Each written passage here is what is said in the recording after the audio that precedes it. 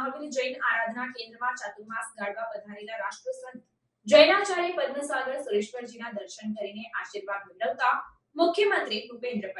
મુખ્યમંત્રી ભૂપેન્દ્ર પટેલે ગાંધીનગર નજીકના કોબા ખાતેના શ્રી મહાવીર જૈન આરાધના કેન્દ્રમાં ચાતુર્માસ ગાળવા પધારેલા રાષ્ટ્રસંત જૈનાચાર્ય પદ્મસાગર સુરેશ્વરજીના દર્શન કરીને આશીર્વાદ મેળવ્યા હતા. ઉલ્લેખનીય છે કે કોબા ખાતે શ્રી મહાવીર જૈન આરાધના કેન્દ્ર જૈનાચાર્ય પદ્મસાગર સુરેશ્વરજી મહારાજ સાહેબની પ્રેરણા અને માર્ગદર્શનમાં કાર્યરત થયું છે. મુખ્યમંત્રી ભૂપેન્દ્ર પટેલે ગાંધીનગર નજીકના કોબા ખાતેના શ્રી મહાવીર જૈન આરાધના કેન્દ્રમાં ચાતુર્માસ ગાળવા પધારેલા રાષ્ટ્રસંત જૈનાચાર્ય પદ્મસાગર સુરેશ્વરજીના દર્શન કરીને આશીર્વાદ મેળવ્યા હતા.